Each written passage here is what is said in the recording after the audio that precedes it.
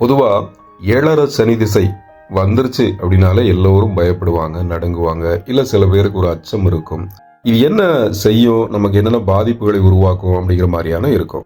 அது ஒருவருடைய ஜனன ராசிக்கு 12 சனி வரும்போது 7.5 சனி தொடங்கும்.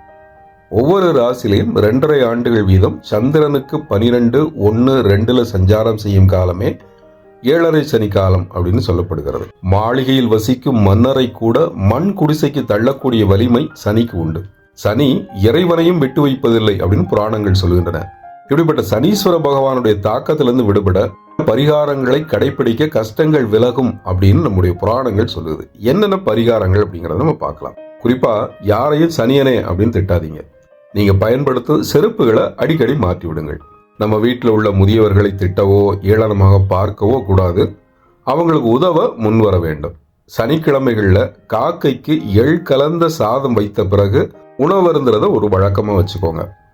நீங்க உங்க தொழிலாளிகள் இருக்கிறாங்க, உங்ககிட்ட வேலை பார்க்கறாங்கன்னா அவங்க மனதை காயப்படுத்தும் விதமா நடந்து கொள்ளாதீர்கள். முடிஞ்சா அவங்களுக்கோ இல்ல அவர்களது குடும்பத்தினருக்கோ உதவுங்க.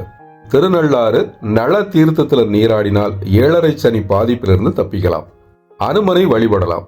அனுமன் துதிகளை கூறலாம். விநாயகர் வழிபாடு மேற்கொள்றதும் நல்லதுதான். தியானம் செய்யுங்க. கிராம காவல் தேவதைகளை வழிபடுங்க. வாராகி வராக மூர்த்தியையும் வழிபடலாம். சமையலுக்கு நல்லெண்ணெயே உபயோகிங்கள். கருப்பு நிறத்தை தவிர்த்து நீல நிற ஆடை அணிகலன்களை அதிகம் உபயோகிங்கள். பரம ஏழைகள் மற்றும் உடல் ஊனமற்றவர்களுக்கு, அதாவது இந்த கால் ஊனமா இருக்குங்களா மாற்றுத்திறனாளிகள், அவங்களுக்கு, முதியவர்களுக்கு பழைய பொருட்கள் மற்றும் இரும்பு தானம் செய்யுங்க. வாசன திரவியத்தை தவிருங்க. வேப்பிலை ரசம் குடிக்கலாம். அகத்திக்கீரை, பாகற்காய் அதிகமா உணவுல சேர்க்கலாம். நீல நிறத்திலான கல் பதித்த வெள்ளியிலான மோதிரத்தை அணியலாம். கருப்பு கயிறு கைகளில் கட்டிக்கலாம்.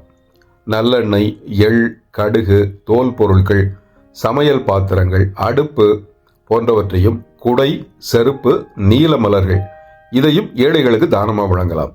நீங்க குடியிருக்கிற வீட்டின் மேற்கு திசையில பள்ளம் காலி இடம் இருக்குதுன்னா நிரப்பிக்கோங்க. சனிக்கிழமைகளில் விரதம் இருந்து சிவன் கோவில்ல நவக்கிரக சன்னதியில் உள்ள சனீஸ்வர பகவானுக்கு அகல் விளக்குல நல்லெண்ணெய் ஊற்றி தீபம் ஏற்றி வழிபடுங்கள்.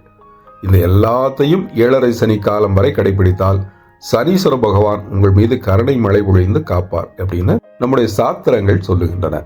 இதையெல்லாம் கடைபிடித்து 7.5 சனியிலிருந்து மீண்டு நீங்கள் நல்வாழ்வு பெற வாழ்த்துக்கள்.